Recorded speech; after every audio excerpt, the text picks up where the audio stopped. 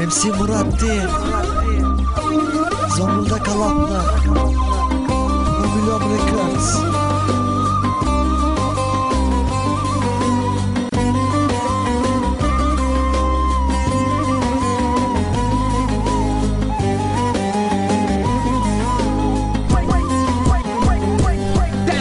Sevdim yar seni sevdim, beni bırakıp gitti. Yaşama sebebimdin benim güzel sevgilim.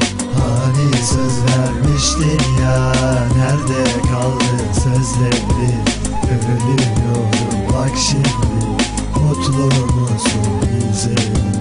Geçen 2 yılımın hesabını kim verir? Söylesene be aşkım, kahpe kalbin kimledir? Terk etmek kolay ama unutması inan zor. Sen yokken halimi gel de dostlarıma sor. Unuttum ben de evet gördüğüm o düşleri. Odamda yapayalnız aklımda gülüşleri. Sana karşı duramam, yokluğumla sevişip artık seni özlemiyorum, unuttum da güzelim. İnanırdım ben her zaman, sonlar yoktu masalda. İlk görüşte bağlandım, kopamadım bir daha. Keşke sen de ölseydin bir kez olsun yoluma.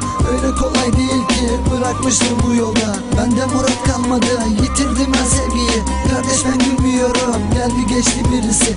Eskiden mutluydum ben, herkes Murat kim derdi. Yeni nesil böyleymiş, gelir geçer sevgisi. Yarınlarım yok ki benim, bugünlerse hep meçhul. Ölüden farsızım bak, sevmekmiş lan tek suçum. Yürümeyen bir aşkın peşinden koşmaktansa çekilirim köşeye. Hayat beni yormuşsa, güneş doğup batarken bir sen geldin.